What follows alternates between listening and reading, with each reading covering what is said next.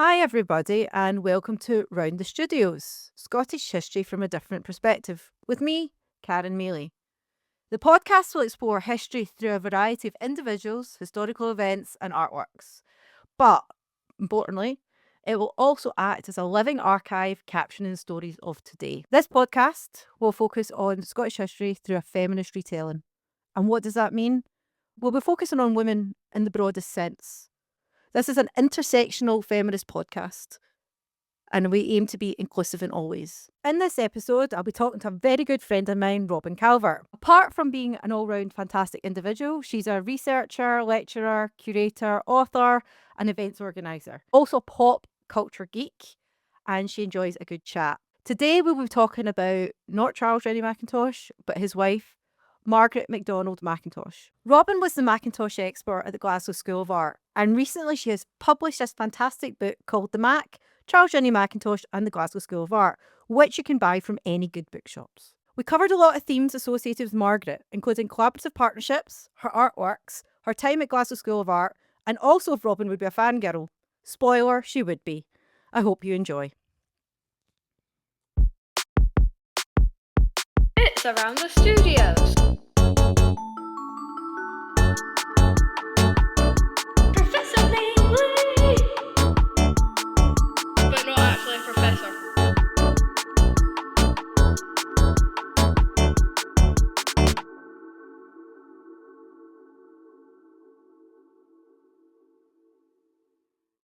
I think we should probably start with how you got interested in Margaret Macdonald.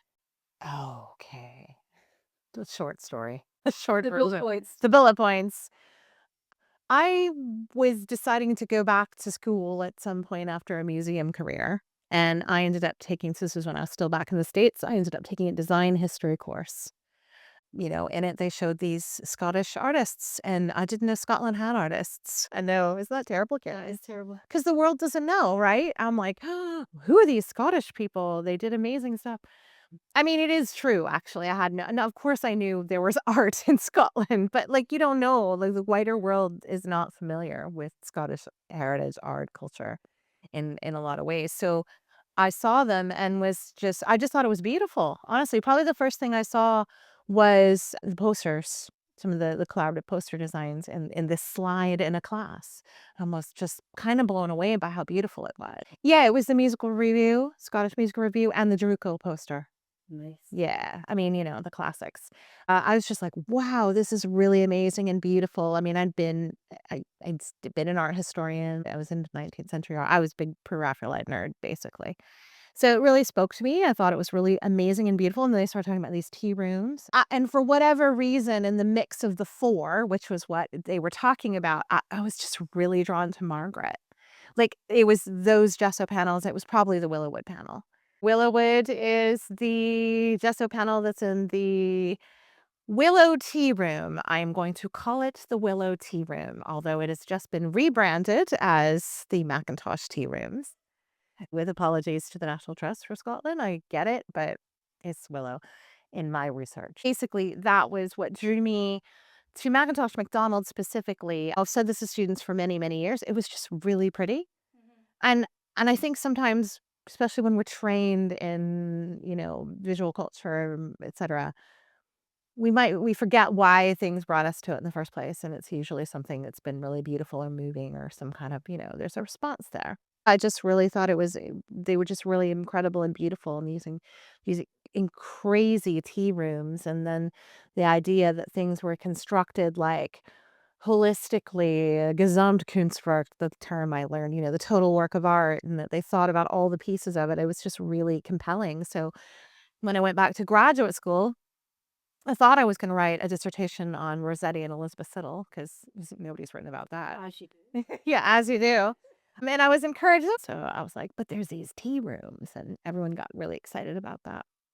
So yeah, I wrote Masters on the Tea Rooms, and in the course of doing that, I got funding to come to Scotland to do research and discovered that there was a program here in Decorative Arts and Design History. And which is the same course you did just shortly after me, and where we met so many years ago now. I got in the program here and I came and wrote a MLit on gesso panels. And, I've done other bits, which is not what this particular podcast is about since then. Yes, but you have brought a huge publication called The Mac. Yes, I did. So I think I kind of dipped in very much on the, building on the work of obviously Pamela Robertson, who was my supervisor, actually, along with the wonderful Juliet Kinchin. I was so lucky. We were so lucky in those days to be taught by like Paul and Juliet and, these fantastic people. I had incredible mentors in this material who were encouraging, who did see that there was space to build. I think coming from art history and always being interested in interpretation and iconography and stuff, I was really, really interested in interpreting what it all meant, which is, I think, what is the compelling thing about the work of the four, why people love it, is there's kind of mystery to it. It's like, what does it mean? What is it supposed to be telling us? What's the story there? And that is what drew me to it for sure in the first place. Puzzle. It is a giant puzzle. Yeah. And so a lot of what I've come to in my work, and in fact, thank you so much for your generous mention of my book on the Mac. It was a really difficult book to write because I felt a huge responsibility to get the story right and to tell it on behalf of people who love the building. That said, one of the great joys about it was to have the privilege to talk about my thoughts about the building and how it worked in the larger kind of symbolic program of Mackintosh and Macdonald's and the way they approach their work.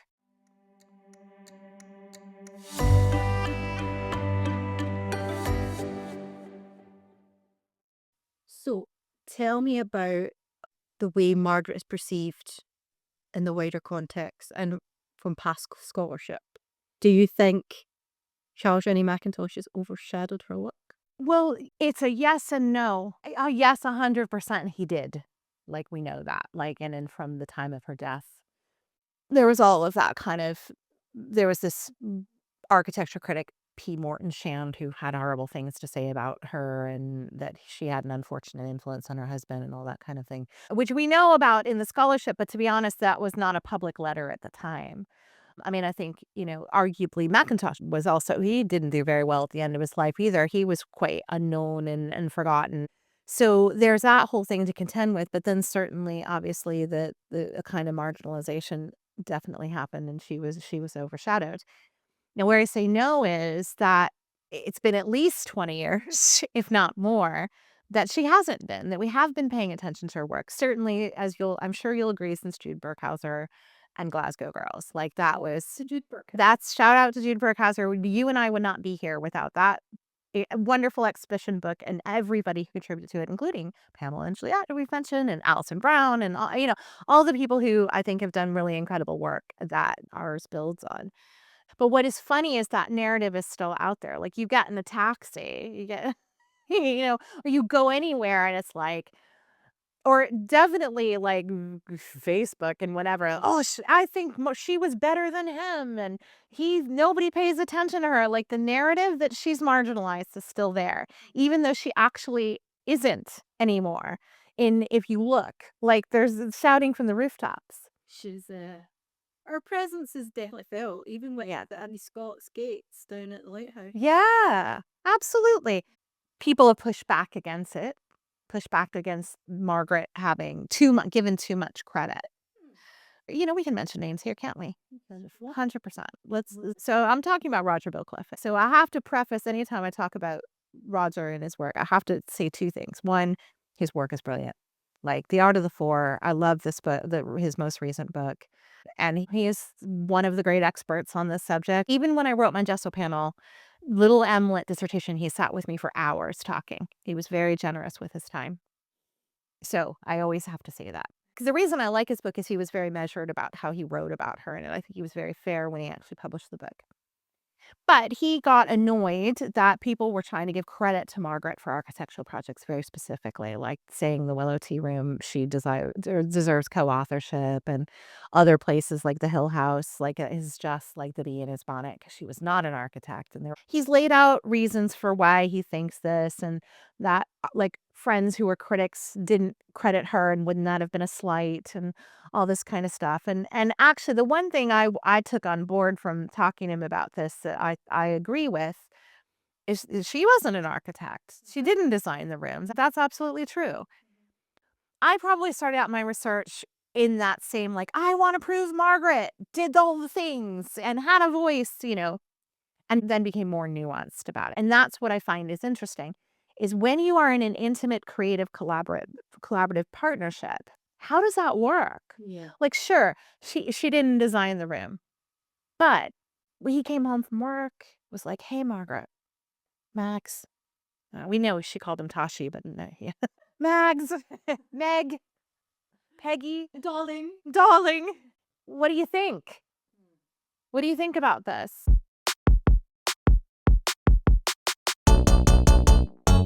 Dr. Mailley.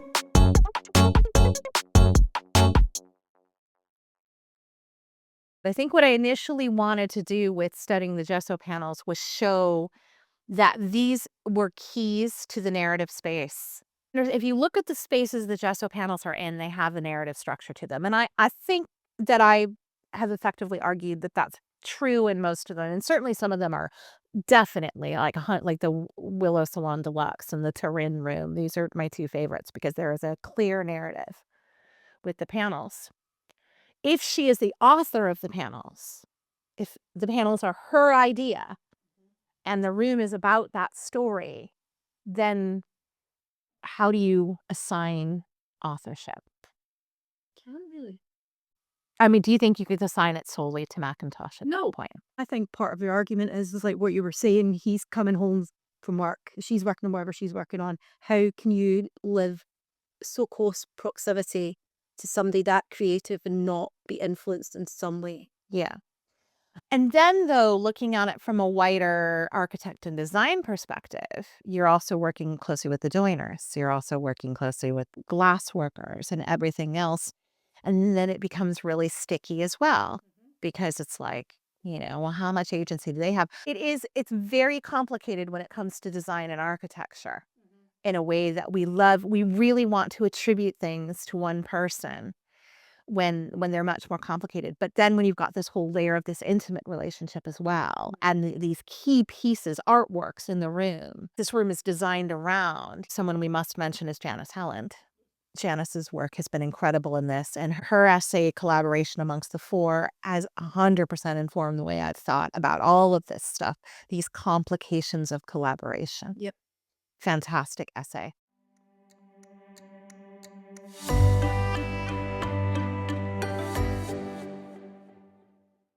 I think what we'll do now is if you could give a bit of background about her life. Oh, yeah, there's not much to say there. I mean, you add in too, there's probably stuff that I don't these days, I think. Focus on Margaret. Like I hate to say it, I kind of brushed over because she only ever exhibited with the Glasgow Society Lady. Yeah, she doesn't seem to reappear in the minute books at all. I'm going to throw a question back at you that might help us frame this. Boom. Boom. Do you feel like she was, I don't want to say like an introvert, but wasn't quite as just into the whole, Community. yeah, she kind of did her thing? I don't know because I can't remember where I read, but I'm sure somebody said that they got the impression that her and Frances felt they were too good for the society. And I have never really picked up on that. Do you know anything about that? No, but I always wonder about how their Englishness comes across. And I don't know if she was a bit of a, there's the narratives you like to make up about somebody. And of course, I love Margaret. So I want to, if I were writing a fiction about her, which let's face it, I've considered doing, she'd be a bit of a cool intellectual character.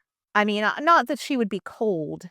There'd be a warmth to her that, of course, Mackintosh, stokes the fires of. So here goes your background. So she's born in Tipton, outside of Wolverhampton. She grows up in England. She's actually English by birth, English raised, didn't come to Glasgow to her early 20s.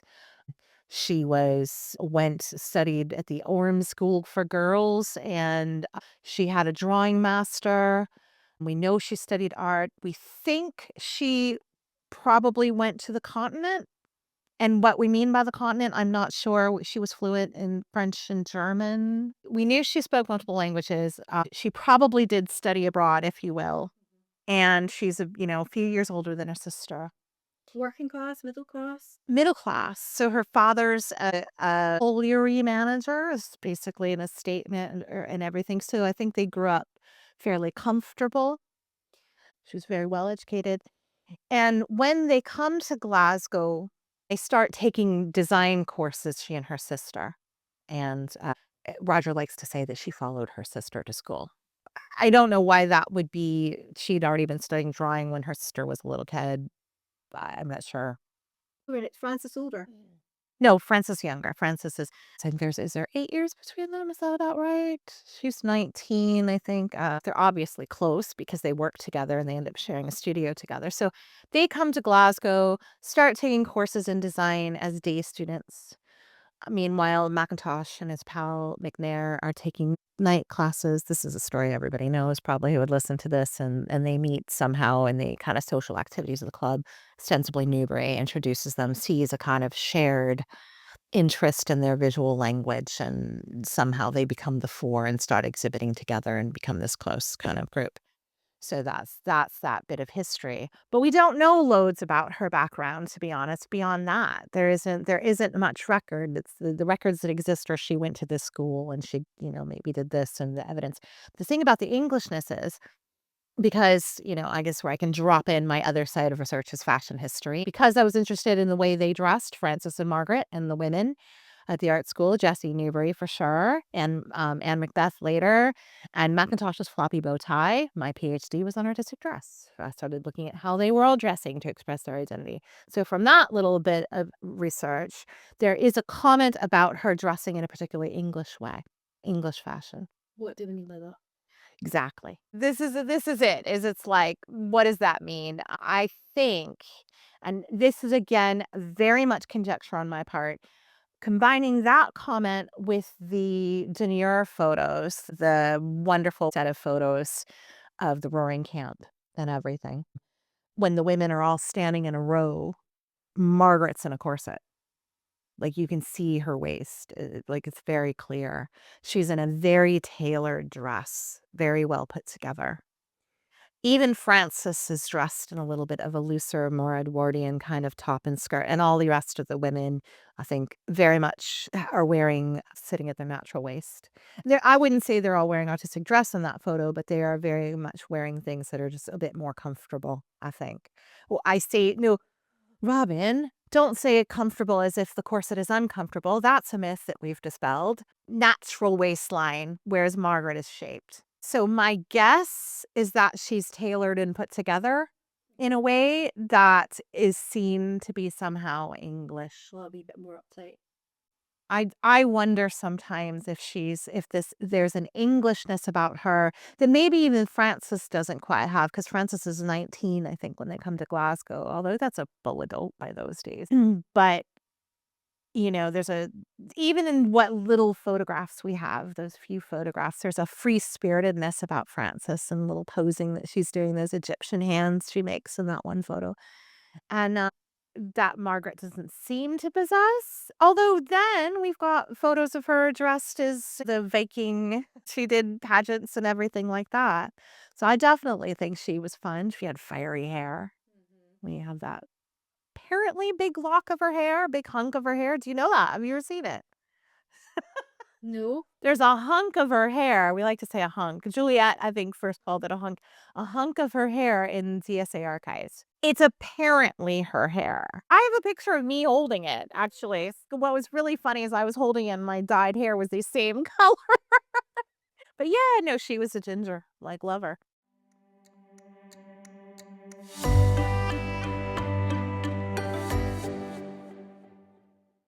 We know equally little about her artistic, except at least while she's working, we can look at her work and have a think about what she's doing, what she's interested, where her interests lie.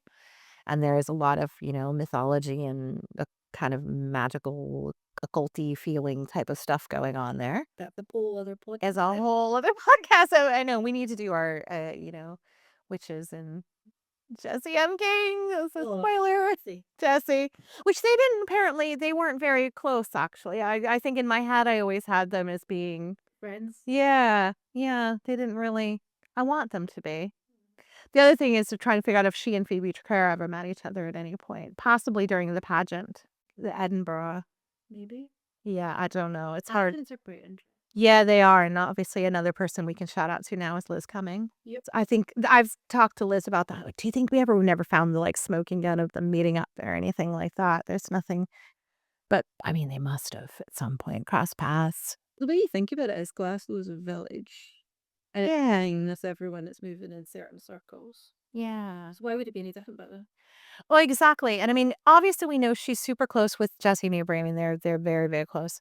And I was just telling you about reading that letter where they went and visited Stansmore Dean and Stevenson down in France, and they were good friends. And so she's your Lady Artist Club person. So there's those connections are definitely there. Up until a point, I'm sure. Yes. Yes, she got mad about not letting Mackintosh do stuff, right? Is that? They ran it into high amounts of money. Oh, so I was saying the bookend, the end of her life, she's not really making much work that we know of, or it was destroyed in the studio when she died. Like nobody cared anymore. But one question I get quite a lot whenever I'm in interviews and is about like what happened kind of with her work and everything. And it's difficult to pick apart, but I wonder, there's a question around, and I hate to keep bringing up Roger, but actually this is where no, this is a good thing. This is where I mean, sometimes to be fair, you need people who are in opposition because they help you to think through your own ideas and to be critical. We were talking about critical thinking earlier today, and that pushback helps you think through. Like you can't just be fixed in a thing. So I think some of his thoughts have made me wonder about her ambition in a way. Whereas, I think Frances in the short kind of burst it was very prolific. She did, I mean, in the sense of she just produced a small but rich body. And Margaret didn't make as much stuff that we know of. And a lot of what she did make, you know, was attached to Mackintosh's projects in terms of the gessos, or she worked collaboratively with her sister before she and Frances shared a studio up until 1899. Frances marries McNair. Margaret marries Mackintosh in 1900. And when they're married, they only work with their husbands at that point. We don't really know why. They didn't have any kind of falling out. It's just they seem to focus on that. And the McNairs end up going to Liverpool, and that's a whole other complicated story.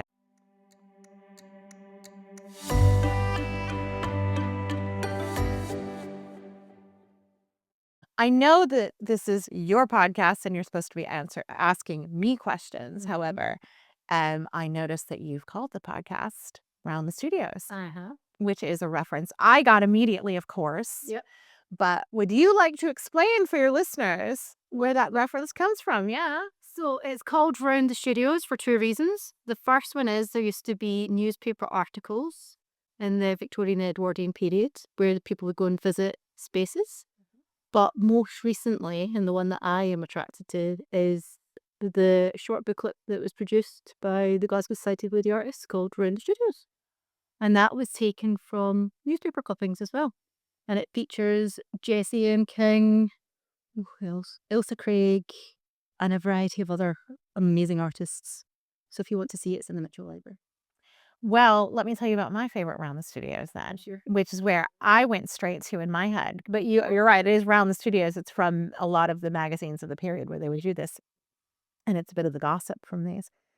But see, my favorite Round the Studios is from the magazine, which they did it in the magazine. So it's a nice kickoff, I think, for our topic. For anyone who doesn't know, should look at the magazine, and it will be online at GSA Archives. But the magazine was this lovely DIY zine, we would call it now, by the Immortals, the group of women artist friends at Glasgow School of Art that included Margaret and Frances Macdonald and Janet Aitken And and Cameron? yes, Catherine Cameron and Kate. That's it. And they put all their illustrations in it and everything. Lucy was the editrix, and she had Round the Studios. And it's all handwritten, and she's really snarky about all her pals, about all of the women. Burn book. It's a little bit, but no, it's fun. It's all tongue in cheek. Fun burn book. It's a fun one. I'm sure we'll talk a little bit about the Immortals pictures at some point in this, but they called themselves the Immortals in some kind of, I don't know, bid for it. We don't really know exactly why, but yeah, like some people, like the wonderful Janice Allen has, postulated that it was about a sort of nod to maybe fairy culture, that kind of thing, but also that immortality that is granted mostly to men through art. So we know they're the immortals from this lovely book of photographs that they took when they were out in the countryside together, standing there. And that's one of my favorite myths to unpick too, because that's that whole story about how Mackintosh jilted Jessie Keppy, which not really sure that he really did jilt her. I mean, it was his boss's sister. That would have been and then he kept working with the guy, so that's a bit of a thing. They just fizzled out. Yeah, maybe they were dating, it fizzled out. There could have been a potential understanding, but he meets Margaret. But the thing is, see that there's that one photograph where they're all standing with Mackintosh crouched in the middle, and this is 3 and 3 women, and then Jessie Keppy's got her head turned back to Margaret. And in the Mackintosh's master workbook, that's where William Buchanan says, and you can see there's a frisson between them with her fists turned back towards her. And it's just like, can we not have men try to explain that women are just in catfights for all of history with body language? Because literally everybody who looks at that photograph and doesn't know anything, it's like two friends looking at each other being cheeky. But the worst part about that, using that photograph in isolation, it's actually bad research. And this is where hopefully if you post this somewhere, we can have some pictures, because I do have a blog post all about this whinging. We will link to it. Oh, okay, great. The link to it, because either right before or right after that photo is another photo. And that's the one where they're all standing with, you seeing them from the back with their arms linked, and they're looking out at the beautiful Ayrshire countryside. And they're all linked like a group of sisters, a sisterhood. What's the context for you saying they're in a cat fight, but actually 2 seconds either before or after? If they were in a cat fight, they wouldn't even be in the same room. Like, give me a break. So here we are to redress how women are treated in history, Karen, amongst many other wonderful women. So you'll be going around the studios. I've gone around the studios, but I completely forgot about the magazine. When you walked in, you went, I get the reference, and I was like, well, my reference. Yeah, I mean, it is. You're right that it is from other places. It's a phrase that's used, and they picked it up. But for me, when I see "round the studios," I'm thinking of the magazine. But isn't that interesting where our minds go? Yeah. And even though we overlap in certain areas for research, just the different avenues or different lens, shall we say, that we come at it from. Absolutely, because I know next to nothing about the Lady Artist Club, actually. Well, I know. That's why I'm excited for your talk and all the other things you're going to do as well. But so I didn't know that about them, but I'm not surprised, because that is, like you say, I mean, it comes, if you look back at any of those Victorian periodicals, that was the gossip column. They're really useful for studying the history of dress, just as an aside, because they talk about what people were wearing at a lot of these places too. They do. That even might be. Do you think you'd be friends? Of course. I'd be your fangirl. I'd like to think so. I mean, it goes back to that really not knowing her personality and that she's a bit of a cool character. But I like that kind of woman. And I love her work. We haven't talked loads about her work, funnily enough. We've talked quite a bit about her. No, but I also think when I was coming across, one of the things coming across on the train, Chelsea, I was thinking about, especially with art history and history, it's interesting how, again, looking at it through different lenses. And for me personally, it's the social history that I'm fascinated about. yeah. Like, who's hanging about with who's doing what, like everything was touched upon, and what are they producing. And I get we've not touched too much of our work. Well, if there's one thing I wish I knew more about, actually, is the physical space of where Glasgow School of Art was when they were there, because obviously it was, in the McClellan galleries, and upstairs in the McClellan galleries, super, super crowded. And they'll have had to walk through basically what is the Kelvin Grove, like the exhibition, the corporation galleries, to their classes. And I always want to know what they saw as they went in and what it was like. So, because obviously the GSA, even when we think about it in Mackintosh's time, that wasn't where they studied. That wasn't what they did. They were in these little cramped studio spaces. I mean, they were big, but not school big, you know? That's why they built the building, because they needed it.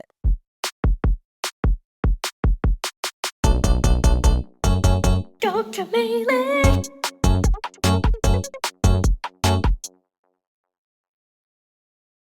I do also think that one of those things that drew me to the work in the first place when I first saw it, because it was in an era of Robin's life where I was probably a little bit more of a, you know, pagan-y type of. Now I'm an old goth. I was a approaching middle-aged goth, I suppose. And there is certainly, even in Margaret's later work, particularly in Margaret's later work, like my favorite work by her is definitely La Mort Parfumée, which isn't even a gesso. It's just this epic death, beautiful death ritual painting. It's black and incredible. And anyone who says Margaret's not a good artist needs to have their head examined after looking at that painting, quite frankly.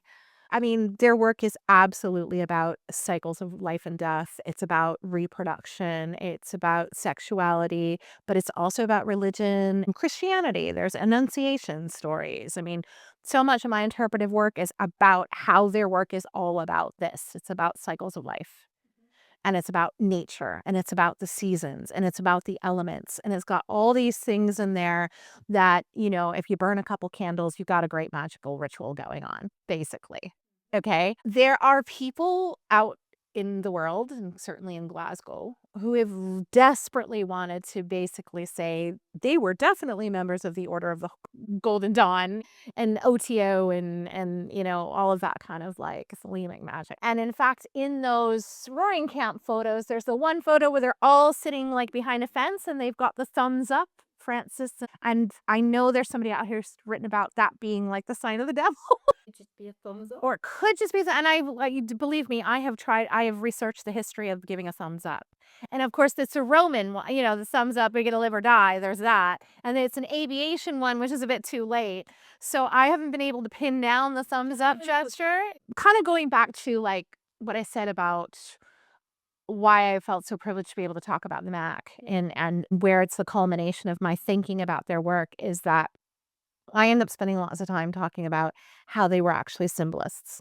They were symbolist artists. They were very much working within the paradigm of European symbolism, and they're putting out a kind of set of ideas for you to have the enjoyment of figuring out. That's why that mystery thing you said at the very beginning of talking, that is the pleasure. The pleasure is, of figuring it out and being able to incite that kind of, imagination. And so, yes, there are very specific narratives in some of their work. I've written about that loads. Obviously, Willow is off the Willowwood Poems by Rossetti. Maeterlinck, who's a symbolist playwright, they've done things off of Maeterlinck. But some of it is much more open and weird. Frances MacDonald's Ill Omen or Girl in the East Wind Girl in the East Wind with ravens passing the moon.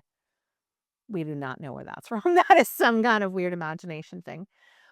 So there's all this kind of stuff that they're engaging with, but there is literally no documentation that we've been able to find that they actually were like initiated into the OTO or the Golden Dawn or any of these things.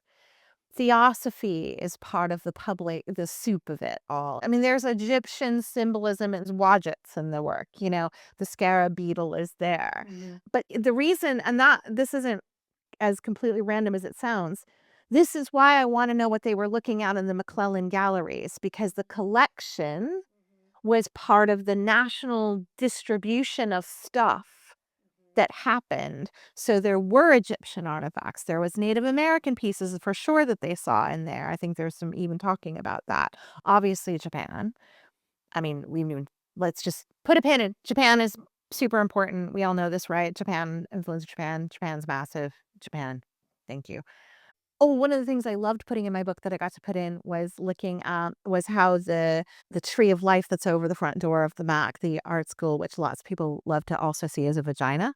Take it. You can, yeah. I mean, Like to see them everywhere. Yeah, they like to see them. Some people see them more than others. But for me, that always looked like a Celtic penannular brooch. I looked at that and I saw a penannular brooch. It was the same shape. It's got the piece that comes up to the middle that would be like the locking device on it. So that for me is probably the most minor for most people thing in my book, and for me it's one of the most exciting that I is now in print, published by Yale University Press, comparing the threshold sculpture to penannular brooches. If there's one book that you think anybody should read regarding Scottish women artists or a wider context, what would the book be apart from yours? Well, mine's not about Scottish women artists, so But it's still connected. no, thank you. I should have thought about this because I knew it was coming. We've mentioned Janice Helen quite a lot. Yeah, well, Janice's books are amazing, but they're hard to get your hands on. That's what this guy. It can even be like a fiction book. I mean, is it bad to say Glasgow Girls? Like, No, because no one said that. really? Oh, well. I mean, yeah. I mean, it's a long time ago now that it's written. But I think if you want to understand Scottish women artists of that period, it's Glasgow Girls. That's the one book. But see, now I'm thinking of like other ones too that I think are really like, what is the arts and craft movement in Scotland? Liz's book, but also Annette Carruthers. I mean, I think that's a great book. Actually, well, but you've asked me about Scottish, and I have to say, I'm going to give a shout out to Alice Strang, Modern Scottish Women. It's an exhibition catalog, but it's a beautiful little book and excellent exhibition, Alice. Well done. I think that's a great book, and it was an amazing exhibition, and I learned loads from it because it is that broader context and all the people. The thing about Glasgow Girls, it is very much focused on the art school and this one very discrete group. So I think I would say, so I'm not answering your question very well, I'm really sorry, but it would be Glasgow Girls is a really good kickoff book. Yeah. Well, thank you very much, Robin. It was a delight. Good luck editing it. It's around the studios.